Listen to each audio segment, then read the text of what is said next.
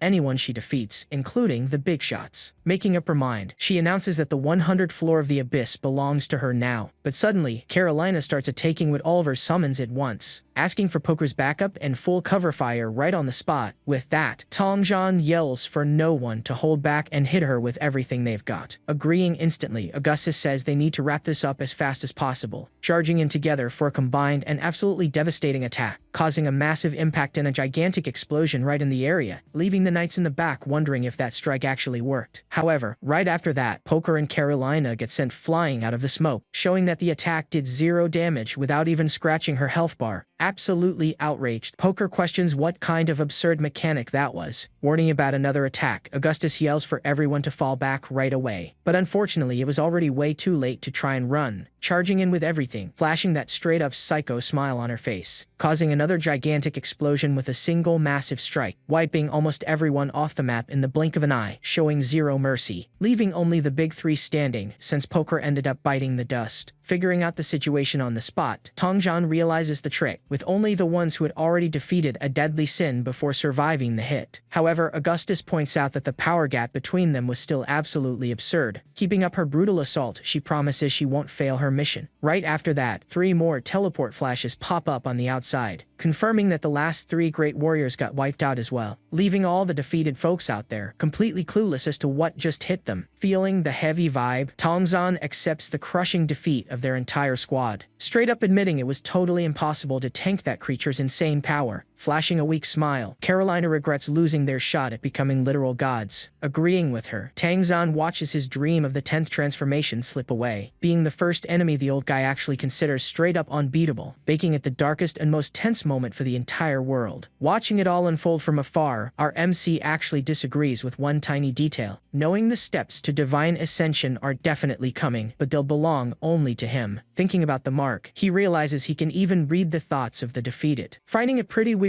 to feel a highly positive emotion right in the middle of so much sadness. Spotting a Shiva Nation cleric, level 320, just grinning ear to ear, remembering that this nation has a caste system where the elites hog all the resources. Getting pretty curious, our boy decides to snoop right into that crazy guy's mind, finding out the guy wants to use this global defeat to make Shiva the new world superpower. But when he hears about the ancestral devourer, our MC quickly remembers his own sword, opening his inventory right away to check the stats on his dragonbone weapon, confirming that his dragon Athos was a direct descendant of that absurd legend. Riding deeper into the memories, he sees they found all this in a super ancient ruin, finally understanding that this ancient creature struck fear even into gods and dragons, discovering that anyone in the catacombs can inherit the power of this devourer, with Shiva's grand plan being to snatch the stolen legacy while the world is distracted. Thinking everything changes now, with Shiva outscaling their rivals in this dragon dungeon, starting with the geniuses, easy to take out in this dimension where whoever falls never comes back, laughing non-stop. This guy has no idea there's someone else laughing right back at him now, being our MC, who is super grateful for all this free information. Too bad for the rival, not even imagining his mind is being read right now. Changing the subject, where is Lucifer, and what is that crazy chick up to? Questioning why she's holding that pose for so long since she doesn't even feel tired. And actually, she only stays like that because she thinks her lord loves seeing it, leaving our guy kinda embarrassed by the scene, telling her to go back to normal. Breaking the pose right away, she agrees, and quickly fixes herself up. Stepping closer, the angel asks if her actions managed to satisfy him, praising her great job wiping out the enemies, promising her a solid reward, turning it down at first, saying she is way too happy just to please her master. Summoning his power, he tells her it's a gift from the sovereign and cannot be refused. Activating then the injection of dark essence straight into her, making the crazy girl say, with a weird look on her face, that it feels refreshing, begging for more but quickly getting dismissed by our MC until the next mission. Thinking about how exhausting it is, faking it in front of a god-tier boss and dealing with this crazy girl. Interrupting his thoughts, something suddenly pops up right in front of him, noticing that this little face is already pretty well known around here, being none other than Euphemia, the badass high priestess herself. Rewinding time a bit, back to when she realized the fall of her entire army. Seeing this crazy situation, Euphemia didn't want to just stand there watching, praying to the holy statue in search of a divine blessing, asking for the observing eye, which ended up getting a really nice upgrade, turning into the Eye of Truth, capable of seeing absolutely anything in the whole world. Heading straight to meet our boy right after that, facing this terrifying power and asking if he's the Lord of the Abyss, making our MC wonder about the visit while the saint finds it weird that he knows her. Standing up, he confirms he knows about her plan and the defeat of her invading force, thinking about how he should welcome this famous high priestess over there, feeling the kid's pressure right away, surprised to see him totally awake now, with a much darker feeling, noticing he's standing way above the gods. Using her power, she quickly realizes she needs to retreat and come up with a new plan. But he quickly asks if she thinks she can just pop in and out that easily, activating his dark energy to form a giant hand, grabbing the High Priestess with everything he's got, making Su Yang think about what kind of loot a figure like that could drop. But clearly it wouldn't be that easy to capture the Holy Leader. Noticing that, just as expected, capturing Euphemia was a total failure, but keeping an eye on that tiny little rift left behind to the real world. Following the rift, we see the priestess actually ended up getting teleported, panting hard, realizing just how dangerous that escape really was. Saved by the temple's power, quickly being helped out by her subordinate Raya, answering that she's just tired, while the girl gives her a heads up about the troops. Heading to her room to rest, without realizing our MC already slips through the rift. Surprised to keep the portal open, Su Yang takes a look at the famous Holy City, analyzing Euphemia, noticing she never leaves the city purely out of having no choice. It being already impressive that his power crossed into the world without getting caught. Thinking now if he can use his dark power to hide his level from the statue. Well, it's worth a shot, right? But a few minutes later, realizing it just doesn't work. Hitting some heavy resistance, but luckily, not triggering the alarm. So, without controlling the statue, how about trying to score a servant, right? Trying to mind control the girl. With that, she feels the mental invasion, suffering from erosion and black poison. And just like that, Raya turns into a succubus, jumping from level 90 to 130, being blown away by the change. Could his power really turn people into demons? Judging by the statue's glow, it really seems like it. Noticing the statue reacting, and out of nowhere, shooting a beam. But actually, it wasn't just her. Other distant temples are reacting too. Actually, every single temple in the world. Popping up a global announcement, the demonic faction has officially been unlocked. Now, those affected by the abyssal power don't lose their minds, but turn into demons, also unlocking cross-faction combat without any system penalties whatsoever, plus unlocking new areas and statues, giving the demons a domination quest, having to protect the sovereign until he heals. The ending depends on who wins. If the humans win, they'll build the famous stairway to heaven, but if the demons win, the abyss merges with reality into pure darkness, opening up the alliance option, forcing absolutely everyone to pick a side. So, what's it gonna be? Back at the temples,